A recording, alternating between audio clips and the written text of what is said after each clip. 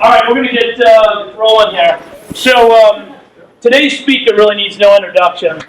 He's obviously, you guys all know he's in the Hall of Fame. He's won a national championship. He's been to the Final Four about every year. I think 8 of them. He went there last year. But there's 3 things that I love about Coach Izzo. One is he wins with integrity. And you see a lot of programs out there that are shortcutting and cheating out there, and he's always done it right. He's got unwavering integrity. Number 2, he's one of the most passionate people I've ever met.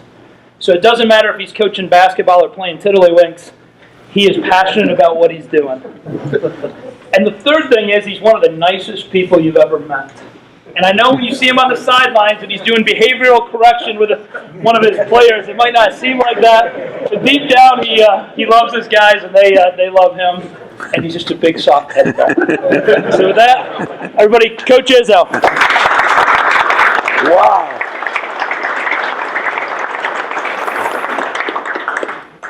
Y'all in Chicago and over there, I love you too, but behavioral correction.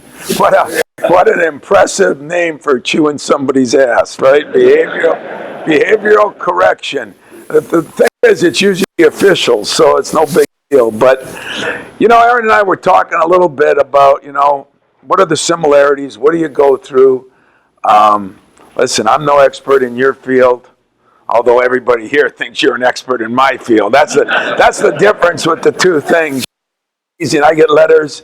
I can't believe how many great coaches there are. Coach D'Antonio and I were talking a week ago and about all the different people and how they tell them to do this and do that. I can't crawl under an engine and do anything. I'm not very good at it, but I don't pretend to be either. And I leave it to the experts. I wish you guys treated my job like that, but you don't. So I got to deal with the consequences. But one of the things we're talking about, and it's just been amazing. It's great to have his dad here. I had one of my college roommates was a guy named Jerry Rosberg, who you gave a car to when he was at Western Michigan 20 years ago, maybe. And that's where I first heard the Ziegler name. I came over to visit Jerry, go to a game. Jerry ended up the associate head coach and the special teams coach for the Baltimore Ravens for 11 years. And I was at Notre Dame, a couple other places. So my 2 college roommates were both helmet head guys, football guys. So I can profess to be an expert in football, even though I don't know it. But as I looked at, where this place has gone since I first came over here, Harold gives his son all the credit for building it, but there's always got to be a base. And the base is kind of if you ask me, the base of your organization is the brand. And if you got a great brand, it's easier to sell. And yet as you grow and you get better, like I think we've gotten better over this is my 25th year there, and in coaching profession, not many of us last 25 years. We're truly hired to be fired, although there'll be some in the car industry that I know of that there's a lot of turnover also. And since you guys are more the leaders of the groups, I think you're in a similar spot that I'm in, and that's what happens when you get to be real good. Where do you go from there? We're a society, if you ask me, the majority of people in society are just happy with being good. I call them governmental workers. Don't strain a little bit too much. Don't put yourself out there a little bit too much, because then you have to deal with criticism when you do that. You have to deal with people, if you just kind of keep an even keel, which I never have done in my life, but if you keep that even keel, maybe it's safer, and yet it's no fun. I mean, if you're in anything, hopefully you're in it to be the best that you can be. And as I looked at the 2 programs now, yours here, mine there, we're ranked number 1 right now. I don't know why. It goes to show that most media guys are dumber than coaches are car dealers. I mean, those guys are really out there. I promise you, they're really out there. But we do have a good team, and we've lost a lot, and I think that's the neat part. Everybody says, well, you got everybody back. We lost 30 points and 15 rebounds and 3 starters technically, and I think that's when it's your program, your team, your year, your 1 year, like having a great year here. That's when it begins to sustain itself. And you kind of can reload, as they say. We're not Kentucky or Duke. We don't reload like they do. But hopefully we have guys ready to move in and move up. And I guess that's the best part of your job is, are you ready to move up? Are you ready to take on another challenge? And, when I look at our players right now, we went to a Final Four. That's pretty much, that puts you in the top 4 of 353 teams up there. I was riding up with one of my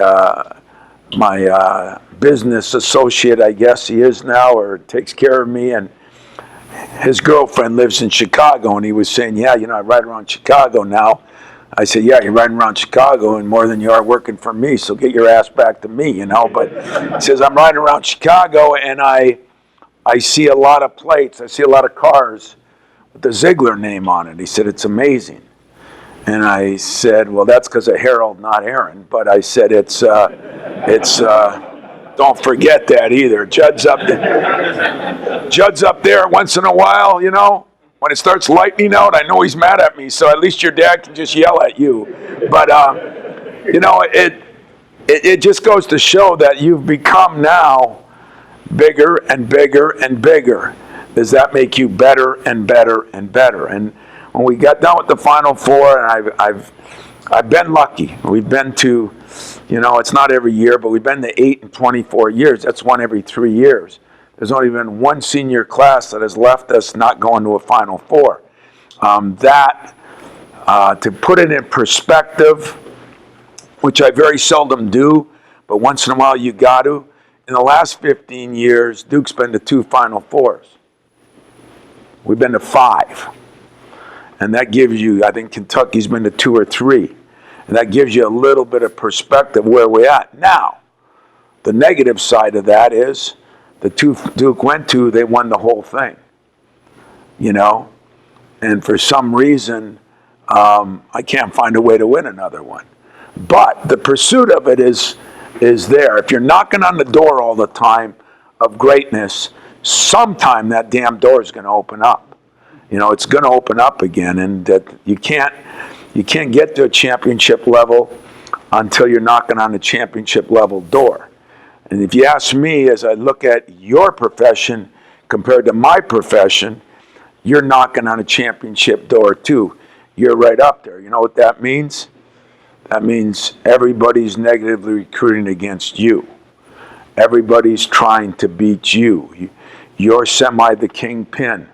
You're going to be 2 things when you do really well in a year. If you have a great year, we had a great year. Do you get fat and sassy, or do you roll up your sleeves and say, I got more to accomplish? That's where I think we're in the same boat right now. We're trying to figure out a way to do some things that nobody's done. We've now reached a level where we've been to more Final Fours than any program in the Big Ten. Okay? And as I read my letters, I don't read my email because I tried to stay off any computer stuff. But as I read my letters that I get sent to me, it's, God, it's great you've been to 8 Final Fours, but why have you only won 1? And, I get mad at those people. I get mad at the media. When are you going to be satisfied? But the truth of the matter is, I'm thinking the same thing myself. Because I am driven on what I want to get accomplished. I'd like to accomplish something that when I do leave, or when I leave a great program, are you going to build on from there? Are you going to get better from there? Or are you just going to be satisfied where you're at? I've said this before, and I've talked to this group before, so I'm going to try not to say the same thing I said. But when I look at what is being accomplished, the thing I love about sales, I love all of you. I think you're superior to coaches in this fact. These guys are never satisfied. Go do 20% business more than you did last year.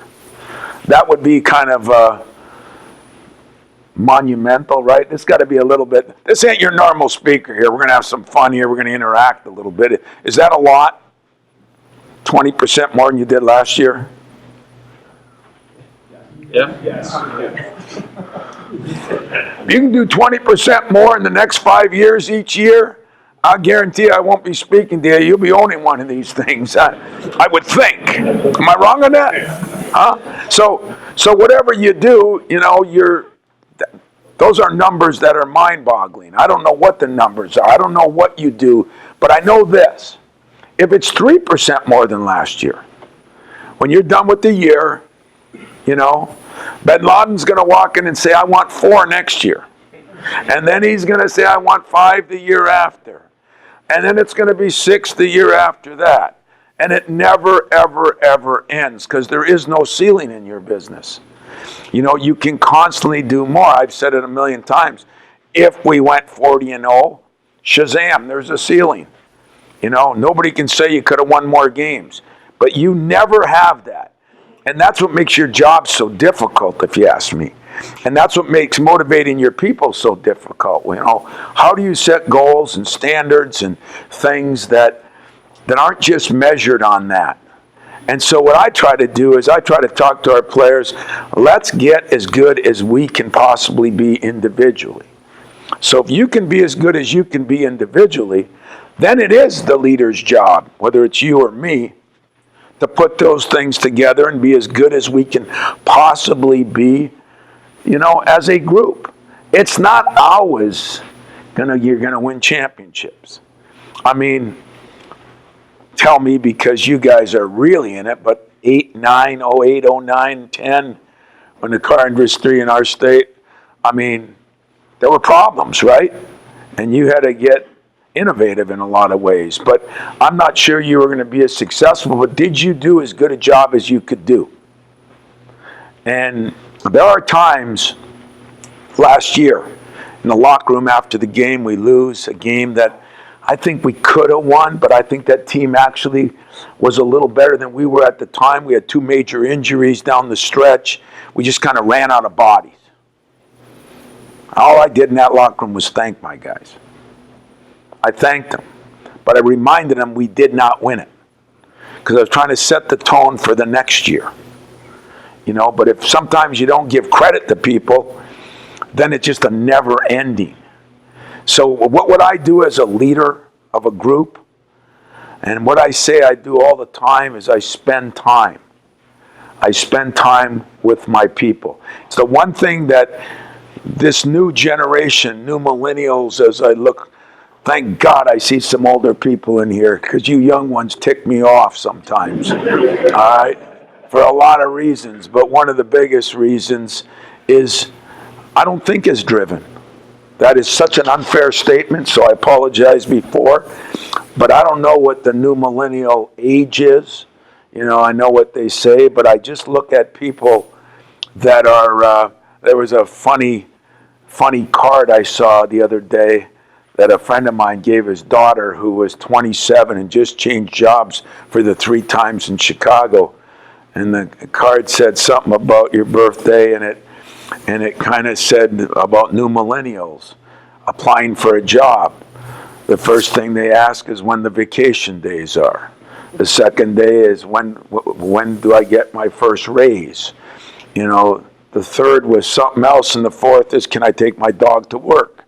You know, and I said, very apropos, you know, where is, you know, what do I earn? What do I get? And I do have a problem with that, so I'm not going to make, so I probably got a lot of people over there mad at me. I probably got some people here mad at me, but it is a fact of life. You know, I always say that people now, they want to brand themselves. That's what Twitter and all that crap's all about, right? Branding yourself. Remember that. Don't brand yourself.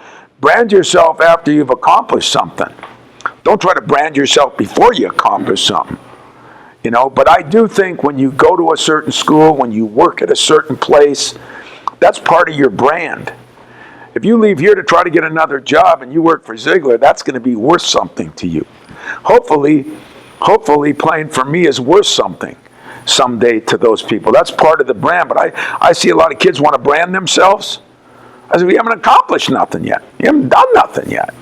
You know, and I think that is a problem that you got to be aware of. I think in sales, there's probably a lot of turnover in the car business, I would think, with people that are selling cars and things like that, a lot of turnover.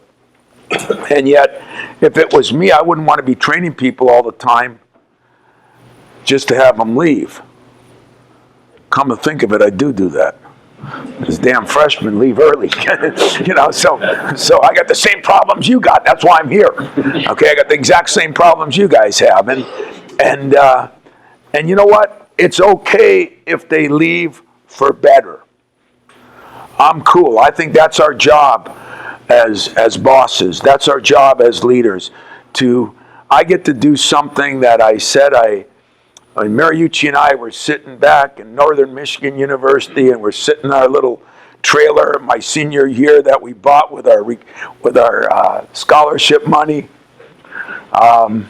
It was a hell of a trailer too, by the way. So we were sitting in that trailer. There's no room on a trailer to put any pictures on the wall, so we had a little chalkboard. We used to diagram football and basketball plays, okay?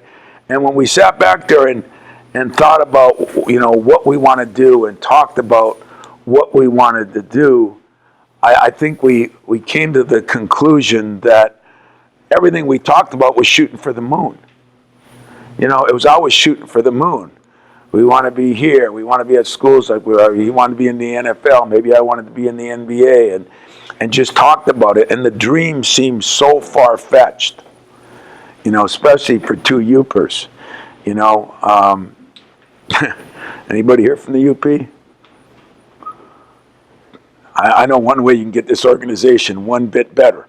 I'll tell you that. I'm gonna find cousin Guido and send him down for a job. You need one Uper in this group here, you know. But you know, as we looked at those things, we dreamed about them. We talked about them. We had goals on where we wanted to get. I don't know what that is for you. Maybe it's to be the best salesperson. Maybe it's to run the best sales group. Maybe it's to own a company like this. I don't know what your dream is, but I do know this. Coming from Iron Mountain, Michigan, two guys sitting in a trailer for 3 years at college, and for him to end up at the 49ers and me to, and then the Lions, well, 1 out of 2. I love the Lions, but geez, that's a tough job right now. And me to end up at Michigan State. They were 1 game from the Super Bowl. We've been to the Final Four. It's a 1 in a million. But you know what? For my guys to get to the NBA, it's a 1 in a million. For one of you to own a company like this, an organization like this, it's probably less than 1 in a million. You know? And so how do you motivate guys and gals and people to get a chance to do something that so few people get a chance to do, and that's live what they dreamed about? Do I get to live what I dream about? What drives me every day with my players is to try to give them the same opportunity I had. Now, they don't want to coach because they don't want to work that many hours. Okay? They're new millennials. Where's my young people in here to get mad at me? But they do dream about where they want to get. You know what I'm finding out that I think would be beneficial to you? They don't have a clue how to get there. I mean, it is a rite of passage, right? I mean, if you're an AU ball and you're playing your way up, it is a rite of passage. They just think you go here and then the next step's here and the next step's here. There really isn't a lot of process. It's just, that's the way it works. It's not the way it works. If you're trying to be best salespeople, if you're trying to be the best company, if you're trying to be number 1 in whatever you do, there's not a lot of margin for error. There's not a lot of room for error. I have what I call the 3 L's. You know, when I talked to you last time, I talked about Can you self-evaluate and can you self-motivate? That was something I really looked at 7, 8 years ago. How many people can self-evaluate? How many people can look in the mirror and say, you know what, I made a mistake. You know what, I did a hell of a job. You know what, I need work in this area. You know what, I'm pretty good in this area. It is really hard to self-evaluate, really hard. And you got to be really honest with yourself. And who wants to be honest with themselves on negative things? You know? Hell, I got a wife to do that for me. You know, I don't need to do that myself.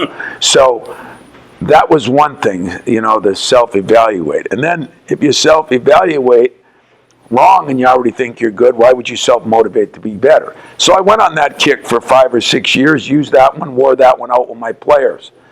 Then last year I came up with something that to me is new millennial-ish, if there's such a word. And that is the 3 L's.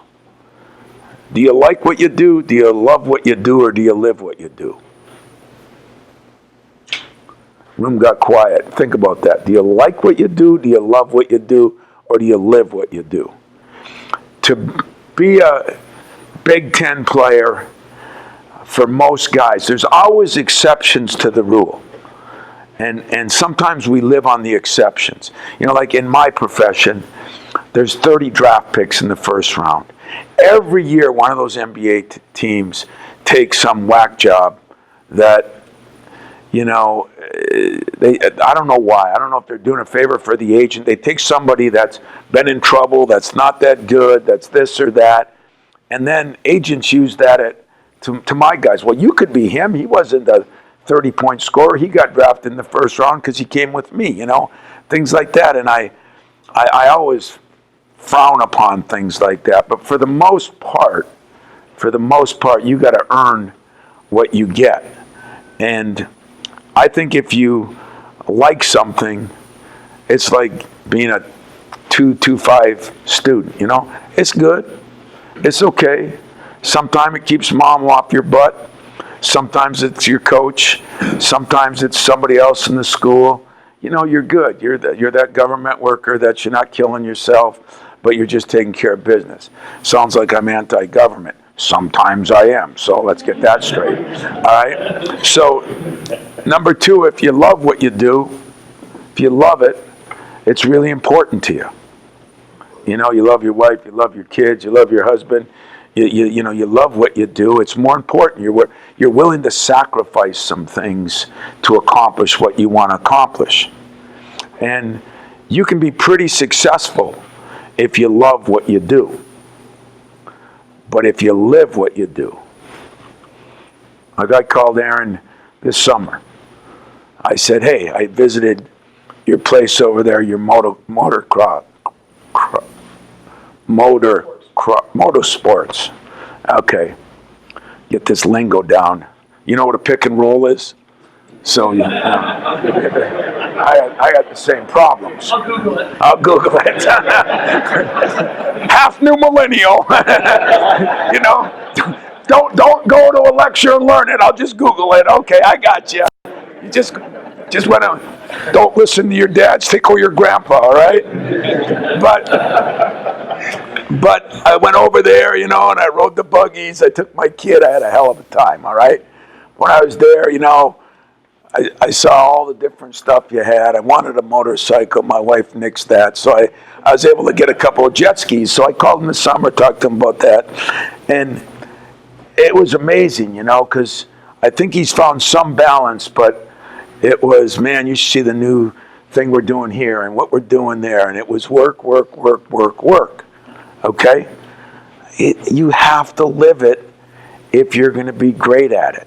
Now, if I could give you some advice that maybe, you know, just as an example, maybe Aaron would, maybe Harold would be better at it, because I think as you get older, you get a little better perspective on things. And, you know, what do they say? Hindsight's 20/20. And you look back and you say, what should I have done? What could I have done? What would I have done a better job of? Like I got one right now for you, you know. I got a son that I adopted when he was 2 days old. Okay? Didn't know much about the family. So we get this little guy. My wife's Hispanic, very dark complected. I'm Italian, dark complected. We go to pick up this little guy in Virginia, and he is albino white. I said, well, at least no one's going to say he looks just like his dad, you know? So so we raise him, you know, and he's a little guy. I mean, in ninth grade, he grew 5 inches. That made him small, you know? He weighs about 130 pounds. So he's going to go up for basketball. He goes out each year. He's not a great player. He's just not big enough. I had him out for football, you know, in 5th grade. We'd get him in the house, and we'd put all the gear on him. You know, I was all fired up. My wife was all ticked off, and he'd go walking out the door. I'd bring him to practice, and the helmet weighed more than his body. And if he would walk like this, whatever way the helmet went, you know. So not what I would call a great athlete like you. He kind of hung in there. So his senior year, he decides, I'm not going out for basketball.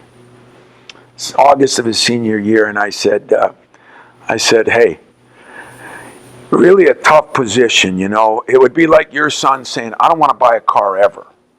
You know, it's kind of like going against who you are, what you do, how you live, you know. But if he'd rather ride a horse and pick up his date instead of a car, that's his business, you know. So I said, well, okay, because you can't be that pushy coach parent, you know. So I said, okay, but you're going to play in something.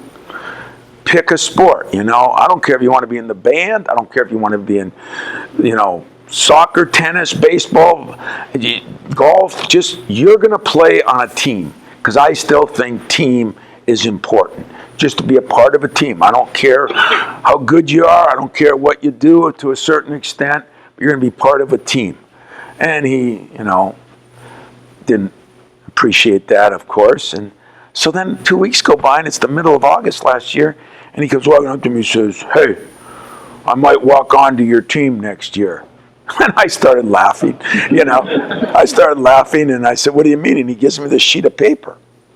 And on the sheet of paper, it's got Bill Self from Kansas. His son was a walk-on. John Calipari, his son. Mike Krzyzewski, his grandson. It's got 9 different coaches on. 7 of them I knew, a couple of them I didn't know. So he had researched it because he was on Google, because he's a new millennial.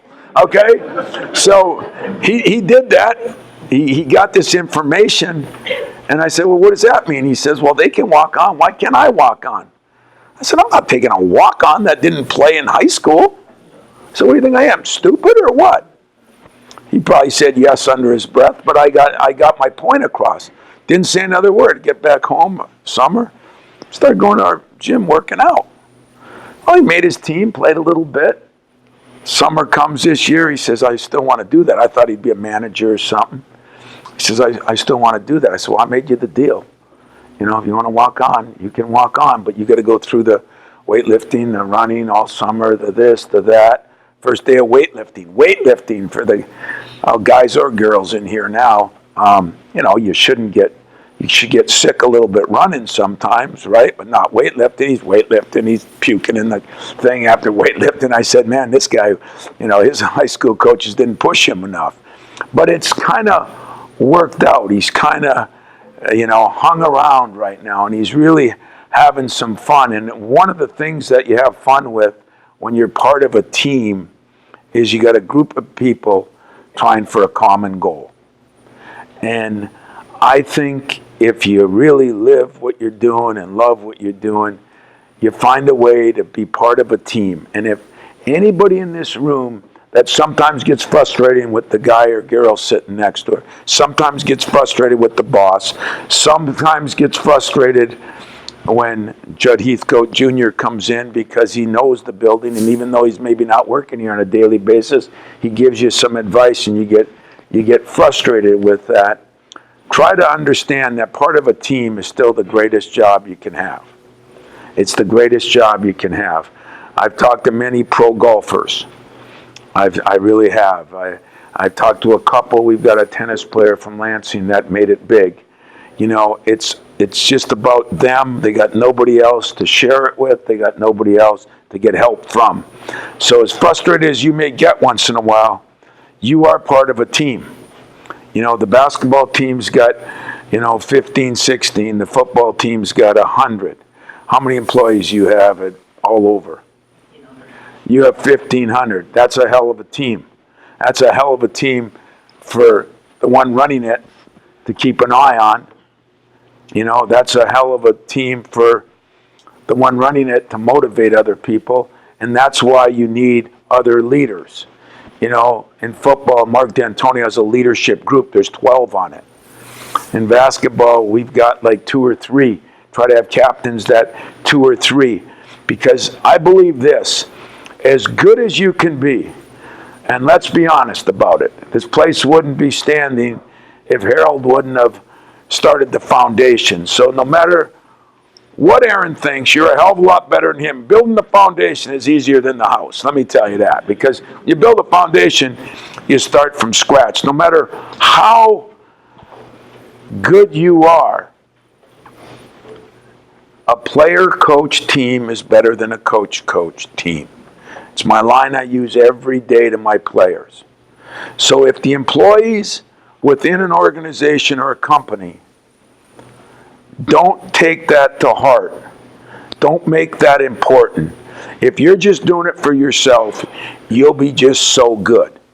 If you're doing it for the betterment of everybody else, you'll do a better job. And the people around you, you could have Aaron walk through every office that's here, every minute of the day, just walks from end to end. The minute he leaves you and walks somewhere else, you can do whatever you want. He can go back and forth as many times as he wants, and he's not going to solve the problem. The problem's going to be solved by the players that play the game, and that's you all. Do you have quite as much in it as he does? Of course not. It's my program at Michigan State. Somebody gets in trouble, it's my program. Somebody has success, it's usually the reasons they're good. I'm just kind of the troubleshooter, the trouble collector, But the place is better if the people in it are doing their job. And so when I say like it, love it, or live it, the part that I'd like to change for myself, how do you do that and have better balance in your life? Again, I'll just use Aaron because the last few years I've gotten to know him better, He spends time, the jet skis, when I ask him what ones to get, maybe he's ridden on them because he spent a little time at his cottage or his home. He's done some things like that, Finding some balance. We have a lot of time in a day. You have 24 hours in a day. As you get older, you don't sleep as much. At least, hell, right now I sleep with both eyes open, so I don't sleep any. But for the most part, you don't sleep as much. Give yourself 7 hours. That's 6 hours, 8 hours if you really want to go crazy. Give yourself 8 hours, okay? Now, there's still 16 hours left in a day. So if you look at most days and you work 8, 9, 10 hours, there's still 6 hours to enjoy yourself and do something, or 5 or 4 sometimes, but you really can if you stay organized and you get more efficient. What happens if you spend more time bitching and complaining and moaning about what you do, you waste time. To me, this is now where I get into, something you don't have to get into. Is there anybody, not women, don't get mad at me because I'm not trying to get your age, but anybody under 18, anybody else in this room? So anybody under 22? Okay, great, so we're in business. So my clients are always 18 to 22. So whenever you think you have problems dealing with somebody, think back of dealing with 17 to 22-year-olds. And especially at a college setting. It's difficult, and yet, you know what they are? They're no different than me. They're looking to get somewhere big. They just don't know how to get there because they haven't been taught how. I started working for my dad when I was 12.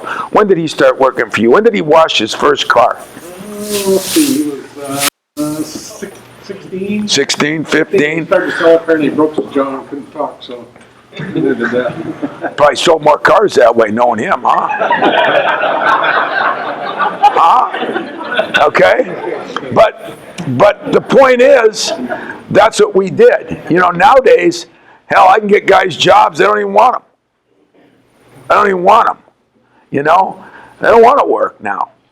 And so our job becomes, we have to teach, we have to motivate, but we have to teach them how to dream bigger.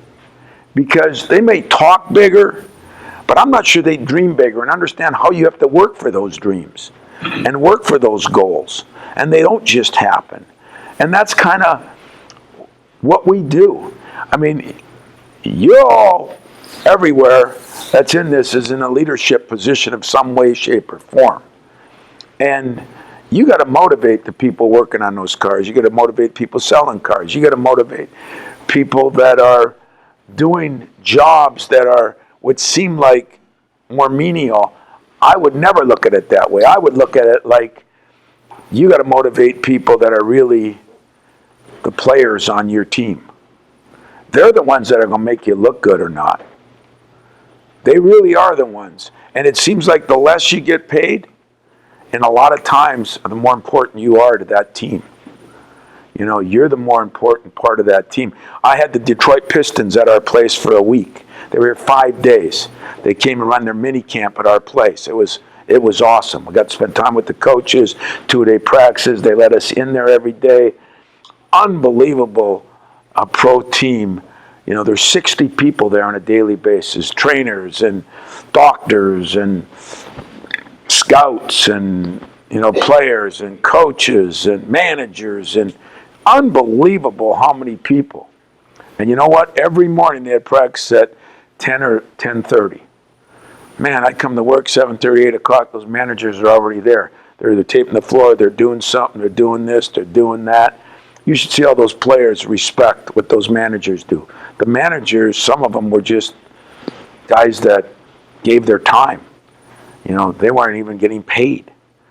And I think that's another thing that's one of our jobs is don't forget about the little guys, the little gals. Don't forget about them. You know, how can you do a better job with them? Time, a note, a compliment, saying something. Sometimes it might be to pull them in and say, hey, you're screwing up. You're never going to be this guy or this gal if you don't do a better job at what you're doing. You know, when you're part of a team, it's a pretty neat experience. It really is. And the only thing I can tell you is everybody that I talk to that goes from being a coach and then retired, whenever you ask them what they miss, it's never the problems. I miss the team. I miss the locker room. I miss these meetings, you know, where you can get to meet somebody, where you can talk about some things that matter in your life. Those are the things you're going to miss, because I go on the road a decent amount in mine, you know, and I lay there in my hotel room at night and I look up at that ceiling. I've never found, not one frickin' hotel in this country has got a ceiling that ever answers back to me. I just stare there and look at it and I'm just waiting for some answers and it never talks to me. You know, team is important. Knowledge is important. You know how many people don't share knowledge anymore? We don't share enough knowledge. We don't talk to people enough, you know. Hell, some of you guys are going to ask your workmate to go to lunch. You're going to text them from here to here. You know, I say, hey, Billy, want to go to lunch? No, it's, you know, it's like I said about our uniforms, you know. Put a little thing on their belt buckle. Hey, John, would you please guard somebody out there? Hey, coach, go to hell, you know. Oh, okay, I got you, you know. So, I mean, that's kind of how things have changed. And I think, I'll close by this and we'll open up some questions, have some fun. But I think of one thing that you got to realize. Magic said this to our team 2 weeks ago. Everybody wants to win. And everybody wants to be successful. There's not one human being that doesn't want to win. Now, you'll watch players because you can see them do things that say, doesn't he care? Everybody cares. sometimes they don't know how to care the right way. You know, how they've been raised. You know, you look at myself. I was born in up there, lily white America. Never met a black man until my now assistant that's been with me the longest, Mike Garland. He ended up my roommate on the road, and we go through so many things together. You know, like he's taught me so much because 80% of the kids I recruit are African American. So I had to learn a lot. I didn't know. It wasn't my fault. I just didn't know. And I think sometimes we're quick to blame and realize that everybody needs some discipline, everybody needs some accountability, and everybody needs someone to motivate them. Everybody, set the standards a little higher.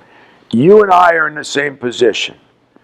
This organization has done phenomenal. I mean, when you ask a coach, how's the season going? And he says, man, I love my team. We're having a good season. Things are going great. You know, we got some kinks. But if he says all those positives, he's not having a good season. He's having a great season. When I popped out of my car, I talked to Aaron on the phone. How's it going? I mean, body language. I'm the world's greatest body language reader. Just look at his body language. I listen to his voice. It's exciting. It's enthusiastic. We are doing phenomenal. There's not one way I think you're doing poorly. Because I think he'd say, we suck. We're not doing well enough. We're this and that. So you have a chance to maybe have a phenomenal year, better than last year, which you always have to do. I have a chance to have a phenomenal year, better than last year. You know, I can take 2 more steps. You know, unfortunately, like I said, you should have picked being a coach because you guys got a bunch more steps you can take because yours is infinite. It's never ending. And how you balance that and how you handle that and how you deal with that and how you sell it to the people that you need is going to be very important in the success you had. So, I'm going to open it up so I can ask some questions that I think are more pertinent to what you're doing, but I think you're going to be surprised if we're talking about being the best, everything's going to be very similar. You guys in Chicago, you awake back there? Yeah, look at, yeah. One guy. Coach, we open it up to Kalamazoo first, and we'll go to some of the other locations with questions. That's very good that you straighten me out like that. I like it. I like that. Who's got the first question? Kalamazoo first. Come on, ladies. I'm waiting, man. Let's go. Basketball question. Yes, sir. You spend all this time at Final Fours with other coaches, right? Just, I'm sure, meeting with them, having dinner with them. You've known them now for decades. What's the greatest piece of advice you've gotten from another coach? You know, I didn't appreciate the way you said you've known him for decades. Are you saying I'm old? Huh? What the hell you got working here? Unfortunately, that was a true statement. You know, the best advice that I get from other coaches, you got to be true to yourself. You know, you got to feel good. When I'm laying in that bed looking up at that ceiling and nobody's talking to me, I got to feel good that I did it the right way and I'm doing the best job I can do. And you know what? That won't last forever. Okay? If you're doing the best job you can do and your people on your team have sold 3 cars in a month, you know, it just could be 2009 and it is just an incredibly bad time. All right? But that's not going to last forever. You know, if I don't win games and I'm doing the best job I can do, that's not going to last forever. Sooner or later, you got to win games. But I got enough faith in myself that if I'm doing the best job I can do, I'm spending time with my kids, I'm recruiting the kids, I'm coaching the kids, I'm not losing. I'm not losing. I'm not going to lose. You know, I'm going to have one of those blind mice that referee our games and make a bad call. It's going to cost me a game. So that'll be my excuse, but I'm not losing on a consistent basis. And that's why, if you ask me what we've accomplished that's been the best, it's not the 8 Final Fours, it's the consistency of knocking on the door every single year. Every single year. We had a bunch of injuries a couple years ago. I mean, we lost 3 guys for the year. And we still won 20 games. We're knocking on the door. You know, that's what I'm like. So I'd say being true to yourself, figuring out, not lying to yourself, but not killing yourself either. I mean, you got to be honest with yourself. Yes, sir. You joke about dealing with 18 and 22-year-olds. How's it dealing with their parents sometimes and their handlers? And Do you have kids? I do. How old? Soccer. So we get the How old are your kids? that little youth soccer. Little youth soccer? So let me ask you the $1 million question. Are you one that's taking abuse from the parents, or are you one that gives it? Both. I love your honesty. I love your honesty. We're all helicopter parents. A guy told me something, so I let my kid walk on, right? And the guy said he better be the best player or the worst player if you're going to coach your kid. Pretty good point. I got one of those areas covered on my kid, okay? I got one of those areas covered. So I did good, just being honest. But it is hard. You know what I do at my place? I have PTA meetings, man. I have a Midnight Madness coming up. All the parents come in, and I have a parental meeting like high school. I bet you there's not 5 college coaches in America that do it. I do it. I have them all in. I go over the rules. I go over things. I try to get them on my side. I leave my phone open. Here's my phone number, You want to call me? Here's my wife's phone number. You want to call her for sympathy? You can do whatever you want. You can do whatever you want. The only thing I'm going to ask you now is bring the goods. You want to tell me my kid should be playing more. I had a kid a couple years ago. Dad calls me up and says, Coach, I'd like to talk to you about, my son, he's playing, but I think he could do more for you. Oh, great. Well, you want to come up? Yeah. Okay, come on up. How many days can you stay? I can stay a couple days because I got some business in Detroit. He's from Ohio. I said, come on up. I said, you want to come to practice? Well, I don't know if you want me. Oh, no, you got to come to practice. I said, you got to come to practice. I'm not changing. If your kid does something wrong and I get after him, I'm not changing. And at the same time, your eyes don't lie. The rumors lie. Your eyes don't lie. So he comes to practice. He watches practice. So I said, well, how did you think of practice? Well, he's got to work a little harder. He's got to do a little, yeah. So let's go up and watch film, because the film captures it, and I can run that in slow-mo. So we're watching film. And he says, Billy, why aren't you running harder? And I'm sitting there like this. So I said, well, let me run that back. Maybe we can figure it out, It's awesome. So it goes back to spending time. Are you willing to spend the time, or do you want to be a dictator leader?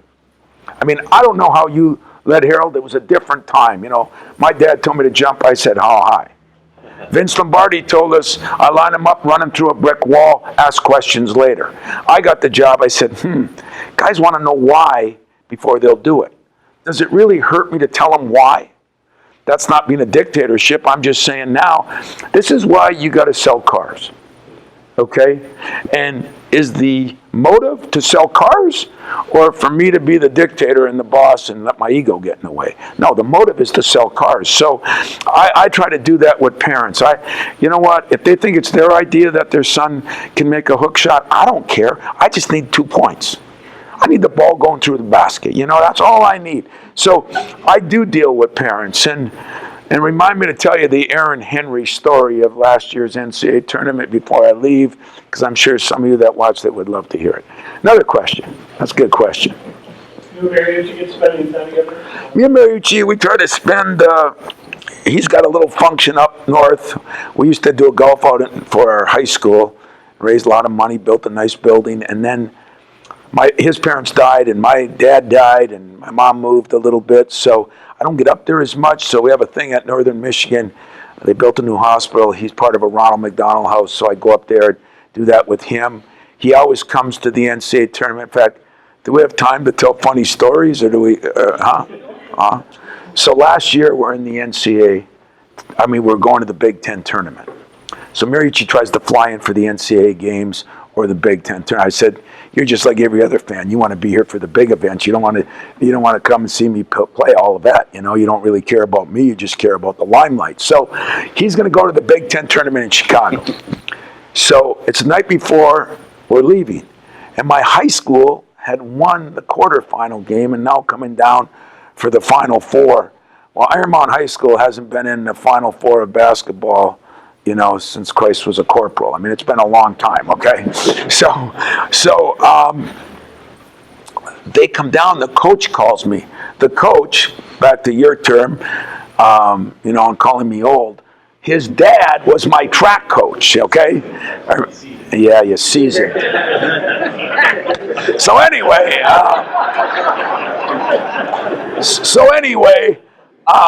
they're coming down. I'm all fired up, my high school, So they said, can we come over and watch practice? I said, sure, you can come over and watch practice. I said, I'll take you on a little tour myself that night because we're leaving the next day. So I take them on a tour. I bring them into the arena. There's 15,000 empty seats. I try to, if you've seen the movie Hoosier, I get the tape measure out. I play Hoosier. I measure the free throw line 15 feet, the basket 10. I said, no different than downtown Iron Mountain, guys. Doesn't matter. The court's the same size. Everything's the same. And I kind of felt invigorated. I felt good. Their eyes were like this, 15,000 seats. We have 7,000 in our city, in our town. So the next day, they said, can we come by practice? We're practicing in the morning. We're leaving for Chicago. Yeah, come on by practice again. They came by practice. I said, God, I got to do something for these people, We just got our first McDonald's and computers 2 weeks ago. So I said, I got to do something for them up there. So I said, I tell you what, I'm going to, how many members we got here? We got, 13 players. We got some coaches. We had 18 people. So I said, I'm going to, buy you a meal at a local restaurant tonight. You guys enjoy it on me. Proud of you. Boom, boom, boom. I'm leaving. So I leave. I get to Chicago. Mariucci's there. I tell him, hey, our team's I heard that. We're all fired up. So Friday, they play. And after the game, they said, yeah, we had a meal on Coach Izzo and this and that. And they said some good things. We won in there, and we're getting ready for the next game. So I said, they sent me the little blurb, that was, the only one or two things the social media is good for. So anyway, I get that, and I said to Mariucci, I said, look at this. My compliance officer calls me. She goes, what are you doing? I said, what do you mean? She goes, you can't pay for a meal. Those are recruitable athletes. I said, not from Iron Mountain. Are you kidding me? There's no players up there, They said, oh, yeah, you can't do that. So I'm sitting there, and I'm upset about it. So the next day, they play. Now, I had sent them to the restaurants. The next day, they play, and they get beat on the worst call by a town right outside of Lansing. It was the worst call. Officials are bad. This was the worst, okay? So they get beat by this call in the last second. And so Mariucci and I were down there. We're preparing for Michigan on Sunday. I said, let's give him a call. So we called the coach. We called the track coach. That was our coach. His son was crushed and all this.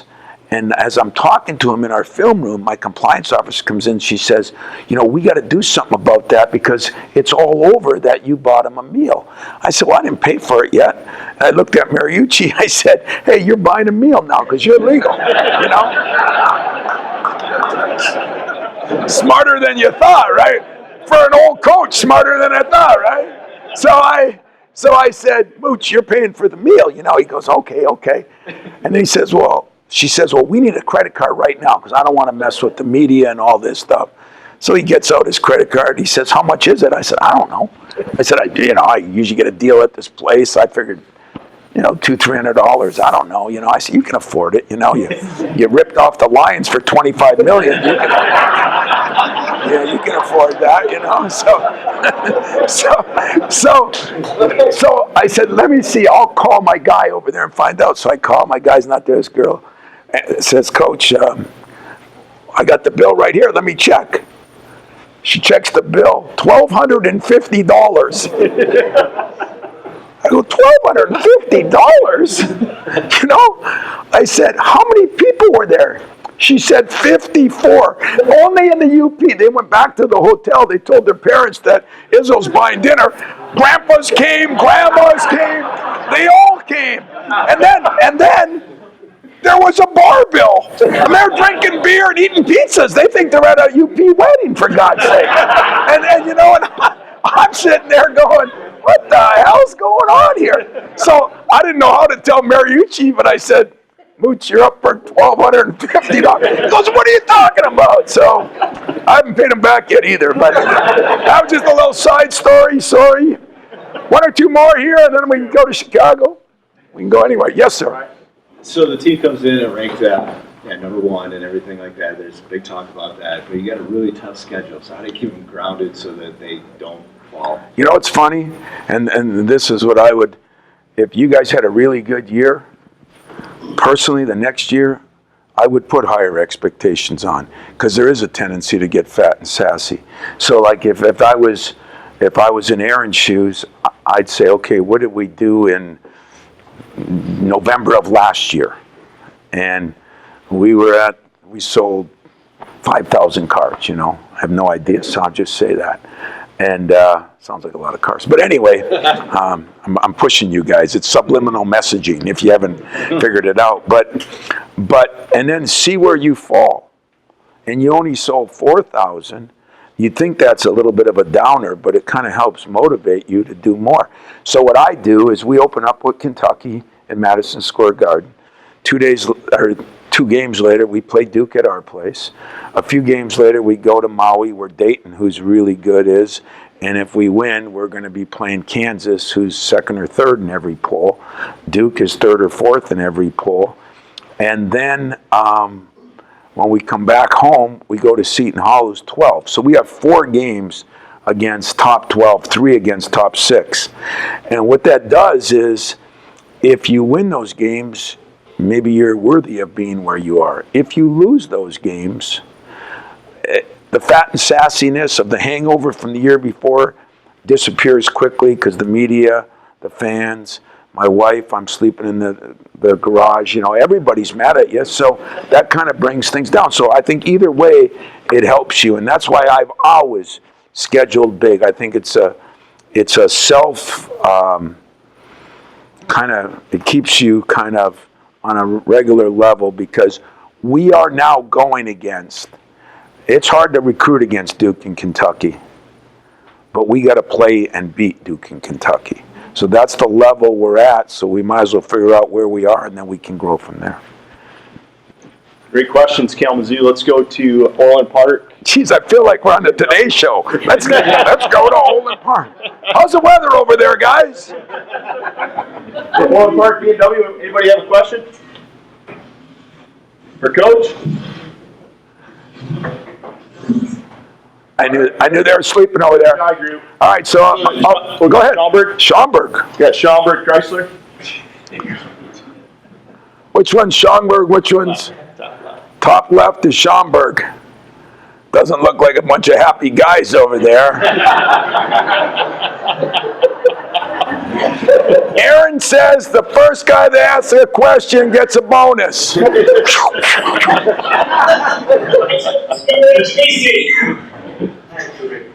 Hello, Coach. This is Mario Teresi here at Calvert. You were inducted in the Hall of Fame in 2016. How did you feel then? You know, when I got inducted in the Hall of Fame, I felt short, because on one side of me was Yao Ming and the other side of me was Shaquille O'Neal.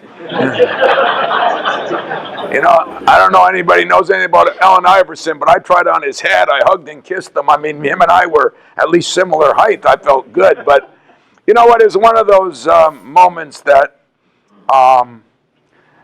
you look at your wife, you look at your kids, you think about your parents, and you realize that maybe all the work was worth it, and all the sacrificing was worth it. And you do got to be sacrificed to be elite. I mean, you're all going to have to do it. And people have done it before you, and that's why they're in that position. And so it kind of gave you a little feeling of, you know what, it was worth it. You know, I wish I'd have spent more time. I say, why? They ask me, well, why's your kid on the team? And I say, because I'm sleeping with his mother. That's the only reason, you know. But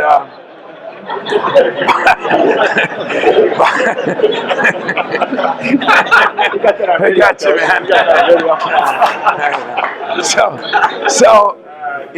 But anyway, that's. But he's on my team to try to make up for the 18 years I didn't get to spend as much time with him. I mean, his senior year, I got to 4 games. You know, just the nature of the beast, and we all go through sacrifice in some way, shape, or form. And that's why I said if I had 20/20 vision, a little more balance, yeah, but I wouldn't change a lot of things. Coach, to piggyback on that, Coach, one of the things we're proud of at Ziegler is we do have a lot of family members actually working together in the organization. And how special has that been to have your son around? That's a neat. Well, it is special. I got my one assistant, Mike Garland, who I went to college with, and Mike's known Steven since he was 1. So I said, Mike, you're coaching Steven because I'm not going to coach my son in that respect, you know. So it's been really good. But you know, you talk about having family, and to me, there's nothing better. I mean, if I was in the car business, if you have repeat customers, there can't be anything better because they're not coming back if they weren't happy. When I have guys and players that come back, that is the greatest thing there is because they're not coming back if they didn't enjoy their stay. So I think, you know, the family atmosphere, what we try to do, I mean, to me, these things are pretty cool that you get to do, you know, and I know you get good speakers in here and then you get me, but you get a lot of good people and you get an opportunity to do a lot of things. Thanks. They done? Aaron, do you want to close? Well, I'm going to tell you guys one last story. So last year in December, Avery and I were down at a Michigan State game. Remember who they were playing? It was a weak team. And halftime, they're up by... Michigan? Yeah. We went to that one too, yeah. Oh, I got some Michigan people and you're going to throw something at me. So we go in the locker room after the game. The team won by 30 points. And Thomas lightened his team up. And the reason being is at halftime, they were up by 30 points. And he talked to his team about finishing, and he said, you didn't finish. And against a weak team, you can kind of slide through it and win. But when you get into the NCAA tournament, if you play like you did in the second half, you're going home the first weekend. Because those teams are going to be a lot better. And they had to learn to finish early on in the year. And he said, I'm going to teach you guys to finish before we get to the NCAA tournament. And he did that.